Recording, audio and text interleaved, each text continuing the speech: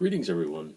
Today I'd like to share with you my experiences with a pen made in India by the Gama Pen Company.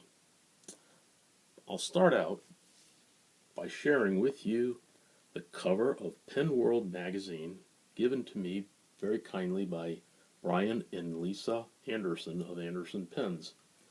2 weeks ago when I was in their store and purchased some ink, they threw this in as a little bit of lagniappe. This is the April 2016 edition, and there's a story on the cover. The simple eyedropper still has a place in pendum. Well, look ahead, it says a return to tradition, and it is a story about some of the major brands of pens manufactured in India starting in about the 1920s. And it includes the Camlin Pen Company. Camlin, to this day, makes very fine ink, fountain pen ink, pens, and other stationery supplies. But what I'm going to talk today to you about is the Gama Pen Company in Chennai, India, formerly known as Madras. This company was started in the 1920s, and according to this article, the ownership is the third generation family to own and run the Gama Pen Company. And keep in mind the picture here shown of this pen. This is the Gama Eyas, E-Y-A-S, Eyas. I'll hold that up a little bit closer. Okay, so what about the Gama Eyas? Here is a Gama Eyas pen. These are handmade in India by craftsmen using ebonite. This is an ebonite pen. And I'll go through the dimensions of the pen, its details, and then the evolution of this particular model in this particular Gama Eyas. First of all, size-wise, hold it next to a Lamy Safari AL.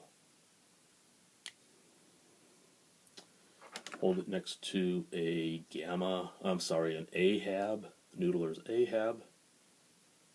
Give you an idea of its relative size in inches, in millimeters and inches.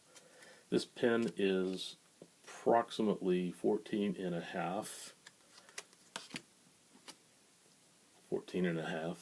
centimeters. I don't know if you can see that because of the reflection. 14 and a half centimeters posted. The pen itself, uncapped, is 13 centimeters posted.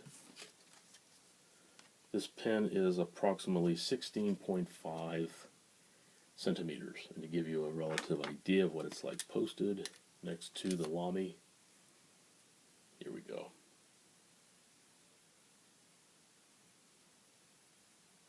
Okay, so what about this pen? The Gama Eyas is one of a family of pens made by Gama, and that family includes at least two other pens and pen models. One is the Gama Hawk. Here's the Gama Hawk. Gama Hawk is the bigger brother of the Gama Eyas. And Eyas means, in I'm not sure what language, it means a small or fledgling hawk. So we have a hawk and we have the small offspring, or the Eyas. The third pen in this series I'll talk about a little bit later on. Okay, these are eyedropper pens. And for those who don't know what an eyedropper pen is, an eyedropper pen is a pen in which the ink is stored in the barrel. The whole barrel serves as a reservoir instead of a cartridge. So, what is it about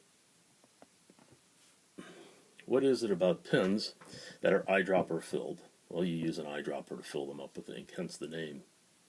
But The one thing you need to know about eyedropper fill pens is, as good as they work, there's also one drawback, and that is as you write with your eyedropper pen, the heat of your hand will heat up the material of this pen, which is ebonite, which is a hardened rubber. It's ebonite. It will heat up the ebonite of the barrel, and at the same time, the air on top of the ink, when you're holding it this way, will expand, and that will cause the pen to burp or squirt out ink. Okay, well, if you have a long writing session, that's not very tenable. So, what did I do about it? This is the fun part. This pen, by the way, it's a standard cigar-shaped pen. When it's capped, I think it's very, very well made, and you'll see that it actually, the cigar shape tapers down into the cap. The cap, by the way, does not have a steel band or reinforcement, but this is a very strong end cap. The clip, I like the shape of it, just the right tension. It's actually oriented correctly. The finial is a nice round dome top. Okay, what did I do to this pen? Well, this started several months ago, on and off, fiddling with this pen to make it a cartridge converter pen. What did I do to do that? Well, several things. The first one is I had to actually enlarge the opening of the section. The section, by the way, is not ebonite. The section is made of acrylic plastic. The feed is made of ebonite. And again, I'll hold that up so you can see a little bit better. The nib is a relatively inexpensive nib. I assume these are made in either India or China, or perhaps, well, I'm not really sure, I shouldn't speak. But these are labeled as iridium point, which most fountain pen nibs are, and is probably a Western medium to bold. Okay, what did I do? Well, the first thing that I had to do after enlarging the opening of the section was to find a converter that would actually fit. And I did find a converter that would fit, but what I found fit better were standard international cartridges. Standard international cartridges can be refilled and reused. I had to do one thing to that standard international cartridge. I had to cut off the little tapered or nipple end of it, and it fit just perfectly. Okay, but it wasn't enough just to fit it into the section, because there was left an airspace between the end of the cartridge and the top of the feed. And that airspace caused problems. The pen would write just fine when it was primed, but very quickly that airspace would become a vacuum source. So, to get around that, I made a small plastic nipple out of a piece of tubing, and I inserted that into the end of this feed. Now, how can I do that? Well, the end of this feed happened to have a hole in it that was pre-drilled. And that pre-drilled hole and nib, or feed rather, is the same feed assembly that is used in the Noodler's Ahab. And for those who don't know, the Noodler's Ahab has a feeder tube, and I will show you that right now.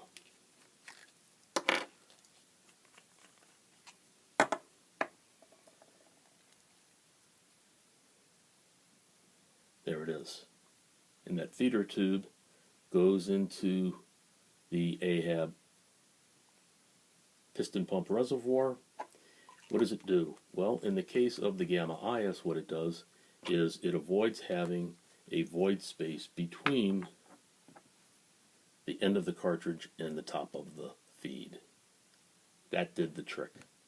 From then on, it worked very reliably, very well. It flowed instantly, no hard starts at all, and solved the problem of forced or of dryness. Ink starvation went away.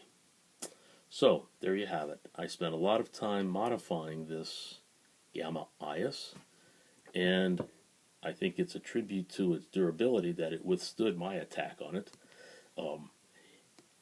I will also say that the threading on these guys, they're very deep. but they're very well made, very precise. You can hear that nice ebonite sound. It's a sturdy pen. 1, 2, 3, 3.5 turns and it's capped. So, I really like my Gama Eyas. When I bought this pen, I bought it in the matte finish. I didn't really like the matte finish. So what I did was I went to Richard Binder's pen site, grandmiapens.com, where he published a video on polishing pens. And I went through that process and I actually removed most of the black matte finish and made it a smooth finish with a slight shine to it. It's not perfect. Could be waxed a little bit better, but using the materials that I had at hand, the fine grit sandpapers, as well as semichrome and plastic polish, came out pretty good. I'm very pleased with it. But I will warn you, if you buy the Gama Eyas eyedropper and you want to convert it yourself, you probably better know a little bit about what you're doing, because you could damage the pen. So be careful if you try to do that yourself, for those do-it-yourselfers. ASA Pens was the source. ASA Pens is in India. It is apparently owned and operated by a gentleman by the name of Mr. Subramaniam, or Maniam. Very nice gentleman. Well, he took the initiative to do something about these Gama pens and convert them into a cartridge converter for sale. So, I didn't actually have to buy a Gama Eyas eyedropper because Mr. Subramaniam at ASA Pens also sells this pen. And you can't see, there's the ASA Pens imprint on it. On the Eyas, we see the script Gama pen. Well, I believe these are probably the same pens, except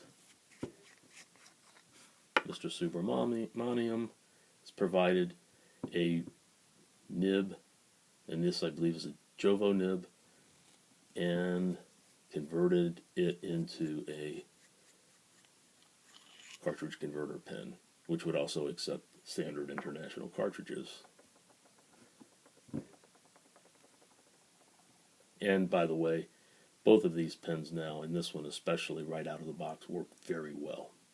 So, for a little bit more dollars, you can buy one of these converted, pre-converted Gama Eyases, and he's named these, I believe, the ASA Pens Diplomat, if I'm not mistaken. Anyway, this has turned out to be a very nice pen. I said earlier I think this was a JoWo nib. Actually, I think it was a Schmidt nib. And it's a number 6 size nib. And this is the medium, and you can see the nice feed section from it.